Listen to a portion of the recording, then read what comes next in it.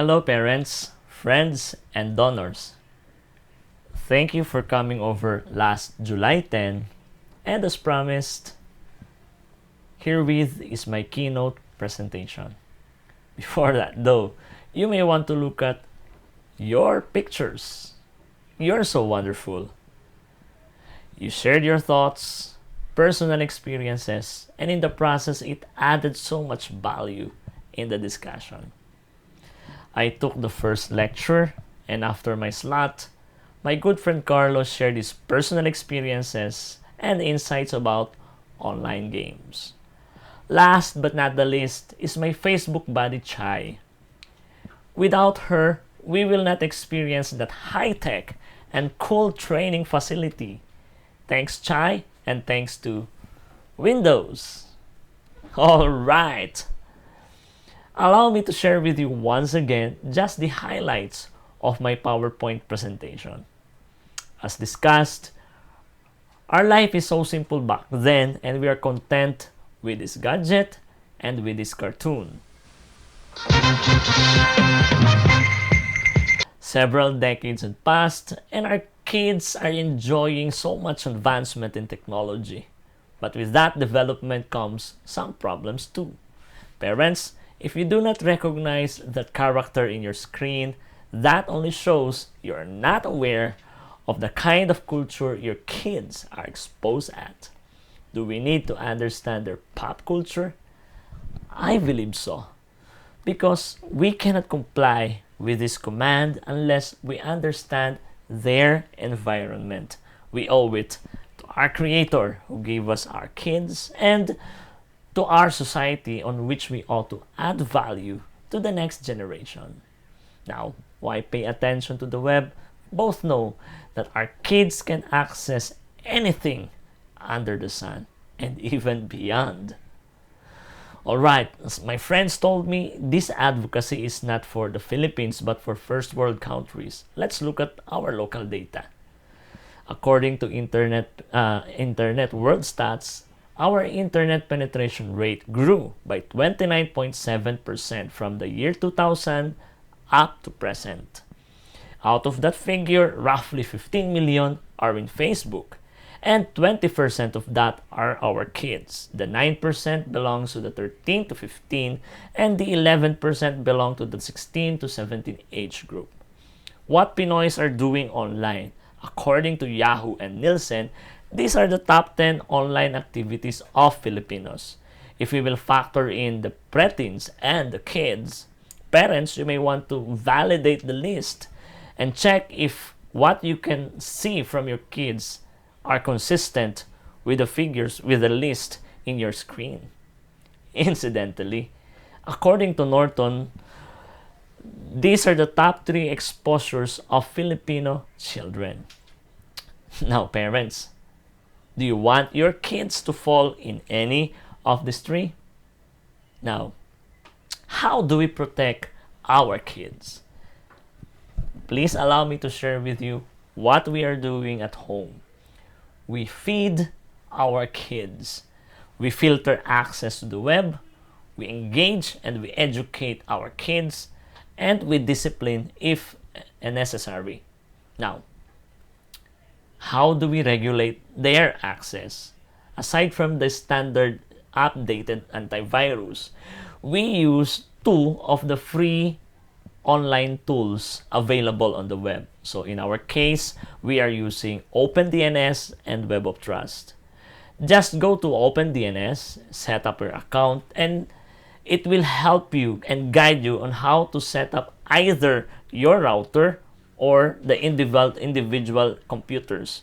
In our case, we set up the router so that regardless of the device they are using, access to the web is regulated.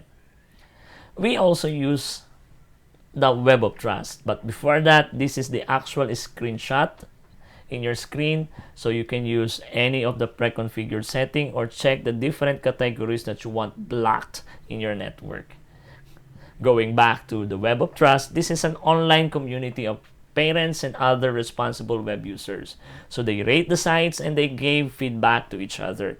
So Just in case you or your kid is about to access a harmful site, you will get this warning. Alright, after we filter, we engage, and we educate. We impress on our kids that real-world relationship is far, far better than virtual ones. We also tell them and educate them about privacies because they can put themselves or any of us in unnecessary harm because of too much information shared in the web. Allow me also to put some emphasis on setting an example as a parent. About 2 years ago, our daughter approached us and requested to have her own Facebook account. We tried to set up something for her, but it was denied because she's under 13.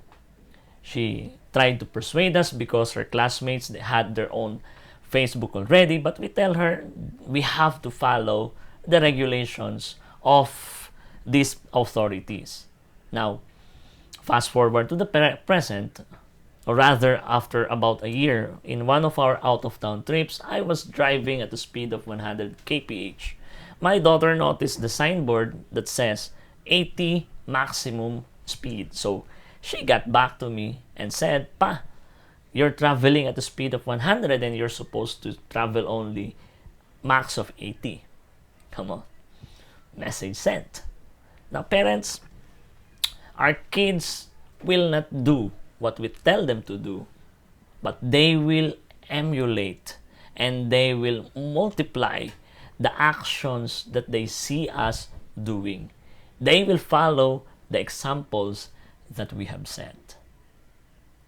We filter, we engage, we educate, and finally, we discipline. Online activities are meant to add value and to build our personal brand and other people too. If our kids cannot do that, then they are restricted to access the web.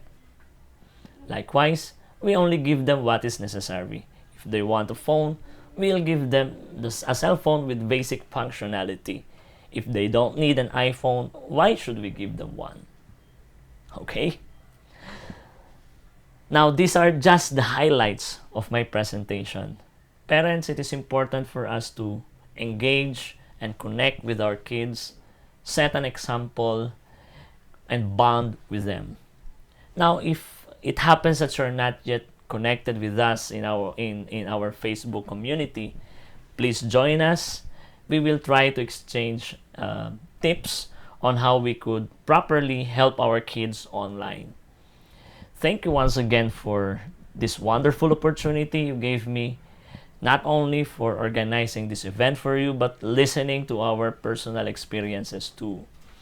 Likewise, I want to thank the following organizations. Without Windows 7, the first event will not materialize. But parents, we have good news. On August 14, Victory Green Hills will co-present the event. So if you have friends or relatives who are interested, please ask them to send requests at reservations@websafetyforkids, or rather websafetyforparents.org. Again, it's reservations@websafetyforparents.org. See you on our August 14 event, and thank you once again. Wonderful organization for your support with us. I am thankful for your contributions. Again, people, mabuhay and God bless.